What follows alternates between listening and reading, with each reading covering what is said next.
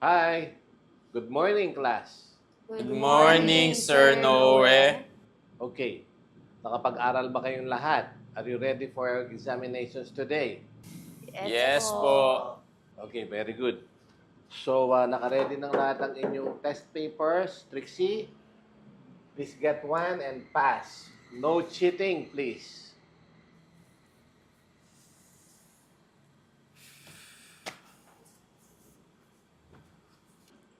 Okay, isa na kayo. Parang familiar yung mga tanong Buti na lang ang dali nito.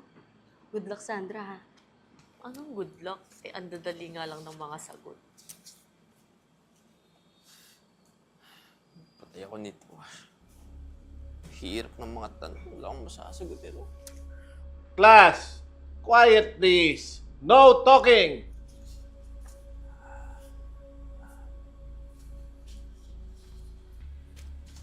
Trixie. Ako po yan. Kung magulo dyan, ito kay Sandra, Huwag ka mangopya.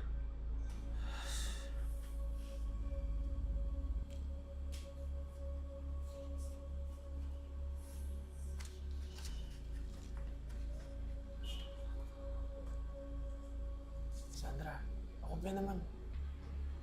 Teka lang, senyasan kita.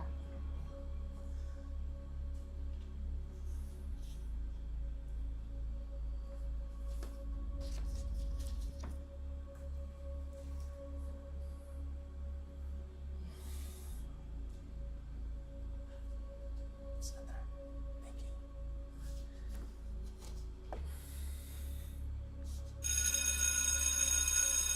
Reggie, salamat nga pala sa pag-treat ng pagkain, Nag-abala ka pa. That is, thank you for helping me. Uy, bukla ka. Baka tuklawin ka ng ahas dyan. Wala. Nga pala, Reggie, kapag kailangan mo ulit ng tulong sa exam, magsabi ka lang sa akin, Ikaw din. Pag may kailangan ka, sabihin mo sa akin. You can count on me.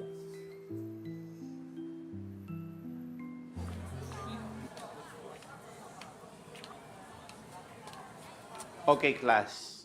Mag-aral kayo mabuti para bukas kasi you will be having an exam. At hindi ito magiging madali dahil ito ay fill in the blanks. And one more thing, dapat ang sagot nyo tama dahil ito ay right minus wrong. Kaya umaasa ako na kayo ay mag-aaral mabuti para sa exams nyo bukas. Malinaw ba, class? Yes, Sir Noe. Ay, naku. Pinapahirapan talaga tayo ni Sir Noe. Ano, Trixie? Aral tayo sa bahay o sa bahay niyo? Sige lang, Sandra. Gulo sa bahay namin Kalat, be. Sige, doon tayo sa amin. Ikaw, Reggie, Ha? sama ka sa amin mag-aral sa bahay. Dahil ko kasing gawain sa bahay. Hindi dahil pinapagawa sa akin ni tatay. Pero, subukan ko na mag-aaral. Pagsasabay ko na sa gawain sa bahay. Sige. Tara, bahay tayo.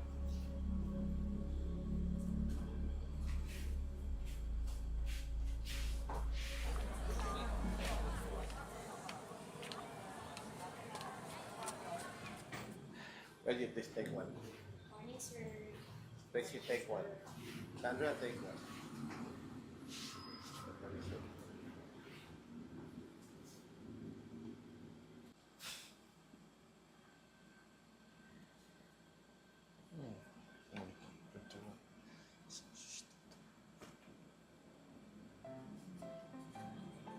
Uy, di ka umuwi? Di. Umuwi ako, nag-study lang ako.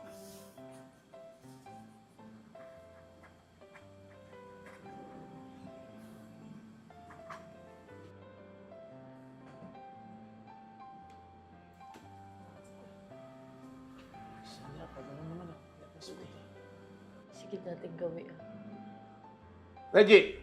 Sandra! Ang ginagawa niyo? Keep quiet! Pag may nakita ko sa inyo nag-cheat, automatic zero na, ha?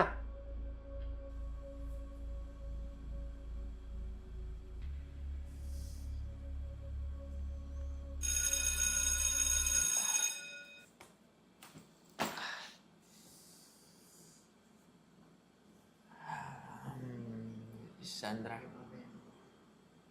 gusto ko na magpasalamat sa iyo sa lahat ng ginagawa mo para sa akin. Sa pagtulong sa akin sa quizzes, sa exams. May gusto sana akong sabihin sa iyo Ano yun, Reggie? Sa ngayon kasi, nahuhulog na yung loob ko sa iyo. Kaya right now, gusto ko sana tanungin kung will you be my girlfriend? Alam mo, Reggie, sa totoo lang, matagal na rin kasi kitang gusto eh. Kaya, yes.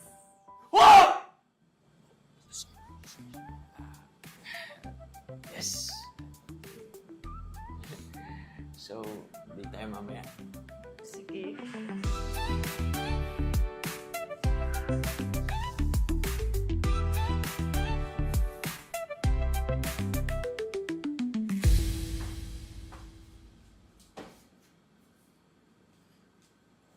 Reggie!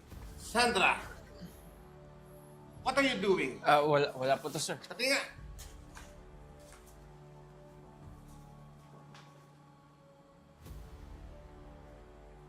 Reggie! You are cheating! Sandra! Ikaw ang nagpapakopya. You two, get out of this classroom. 0 na kayo sa exam na to. Out!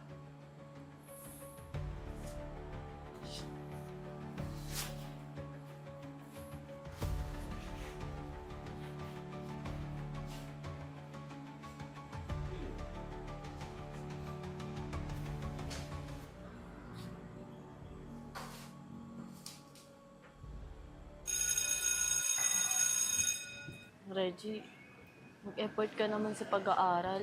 Hindi yung lagi ka nalang umaasa sa mga sagot ko. Alam mo naman, dami kong ginagawa sa bahay, di ba? Dami pinapagawa sa kanila, mami. Pero hindi naman reason yun eh. Umusa ka naman magbasa, tsaka naman mag-aral. So, ano ibig mo? So, ano ibig mong sabihin? Di mo nakatutulong sa mga quiz at exam, gano'n? Show integrity, Reggie, please. Ala.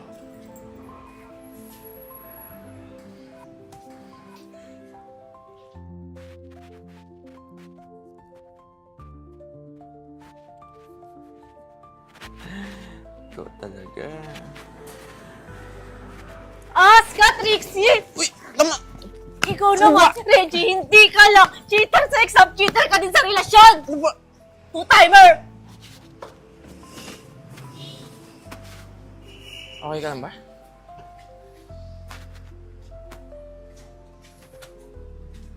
Di nga tayo.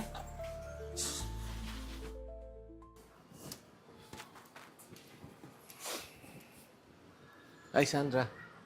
Babalitaan ko yung nangyari sa'yo, ha? Makakaawa ka naman. Hindi lang po pala cheater si Reggie sa school, pati din sa... Oo nga, ngayon heartbroken ka. Pero move on ka na. Kasi bata ka pa naman. Maganda ka pa. Marami pang darating sa'yo. At isa pa, huwag mong hayaan maging yung sugutan mong puso ay makaapekto sa mga gusto mong gawin sa buhay. Tandaan mo lang to, Sandra.